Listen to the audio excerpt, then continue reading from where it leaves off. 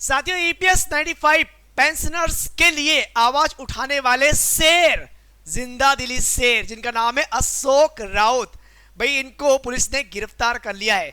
और गिरफ्तार क्यों किया ये भी आपको बताना चाहूंगा। लेकिन जैसे वापस आए इन्होंने एक स्टेटमेंट दिया। उस स्टेटमेंट को सुनने के बाद में आपके भी रोंगटे खड़े हो जाएंगे। भाई बॉडी में ना एक ऐसी उमंग आ जाएगी, एक ऐसा जोश आ जाएगा कि अब तो हम भी ईपीएस 95 पेंशनर्स के लिए आवाज उठाना चाहेंगे। सोचिएगा, अरे 32 साल तक जिन्होंने एज ए कमांडर सर्विस की है, उसके बाद में उन तमाम बुजुर्गों के लिए आज एज ए लीडर के रूप में आवाज उठा रहे हैं।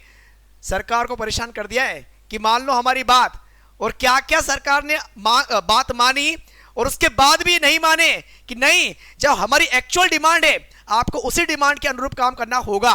तो क्या है एक्चुअल डिमांड? सरकार ने बीच में, खास करके बीच में सहमति के लिए क्या क्या ऑप्शन रखे, सब कुछ दिखाने वाला हूं इस वीडियो के माध्यम से। तो नमस्कार साथियों, स्वागत है आप सभी का दीप्ति सिंह एकेडमी इंदौर के ऑनलाइन प्लेटफॉर्म पर। मैं संतोष वर्मा। हम लोग बढ़ेंगे आगे। कमांडर अशोक राउत गिरफ्तार, दिल दहलाने वाला वीडियो आज आप लोगों को दिखाने वाला हूं। ठीक है, चलिए तो बढ़ेंगे ऐसे आगे। भाई अशोक राउत जी ने तमाम प्रकार के आंदोलन किए। ईपीएस 95 जो पेंशनर्स है उन्हें एक अच्छी राशि दिलवाने के लिए, ताकि उनका जीवन यापन अच्छे से हो जाए। क्यों? क्योंकि अभी की स्थिति में जो उनको पेंशन मिलती है भाई 1000 से 1200 रुपए, क्या होता है एक महीने में 1000 से 1200 रुपए खर्च करने में इंसान सब खाना पीना सब हो जाएगा? नहीं होगा। तो उनकी जो दिनचर्या होती है, उनका जो पूरा मंथ होता है, भाई उनका जो जीवन होता है, उस जीवन को प्रॉपर तरीके से वो काट सके, इसके लिए छोटी सी डिमांड है। उस डिमांड को गवर्नमेंट पूरी नहीं कर पा रही है। बीच में एक ऑप्शन दिया है, उस ऑप्शन के बारे में बताऊंगा। और इसी बात को ध्यान में रखते हुए इन्होंने उन तमाम पेंशनर्स के लिए आवाज उठाई, कई आंदोलन भी किए, भूख हड़ताल भी की, तमाम प्रकार से। ठीक है, और ऐसी स्थिति में आगे बढ़े तो गवर्नमेंट को मजबूर भी कर दिया कि आप मजबूर हो जाओ सोचने के लिए।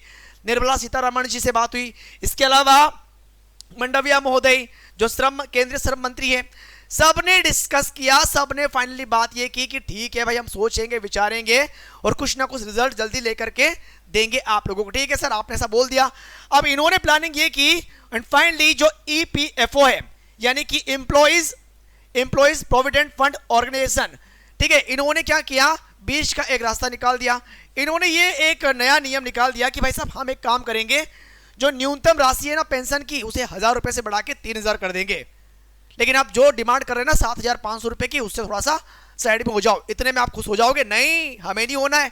आपने बीच वाला रास्ता निकाल दिया, हमें नहीं चाहिए भाई साहब, मतलब ही नहीं है। आपने ये बोल दिया हमारी जो मांग है कि जो न्यूनतम आप लोग 1000 रुपए दे रहे हैं पेंशन के रूप में, हमें नहीं चाहिए, 7500 रुपए as a per month pension के रूप में उन ईपीएस 95 कर्मचारियों को चाहिए।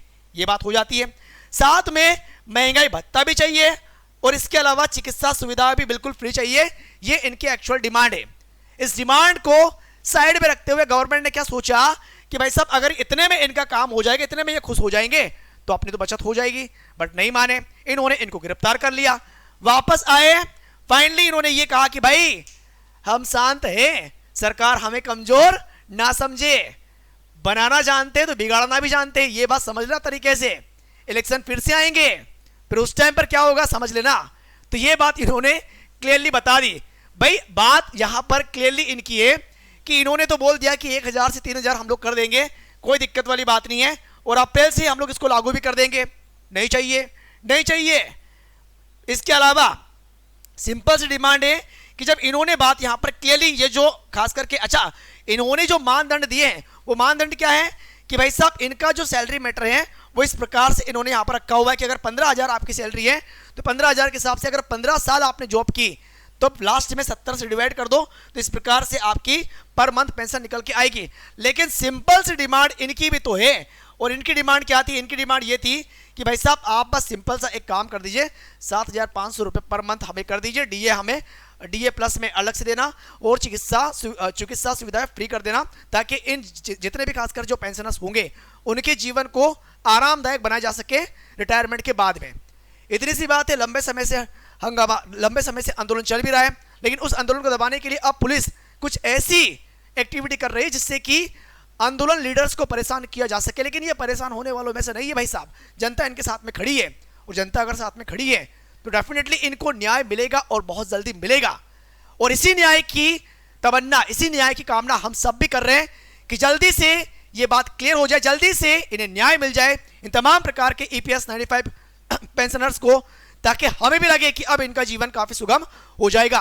बाकी इस प्रकार की हरकतों से प्रशासन के आप कितना सहमत है, या फिर आपके मन में क्या विचार आ रहा है, आप क्या कहना चाहोगे प्रशासन की इस हरकत पर, कमेंट सेक्शन में लिखने का प्रयास जरूर करिएगा।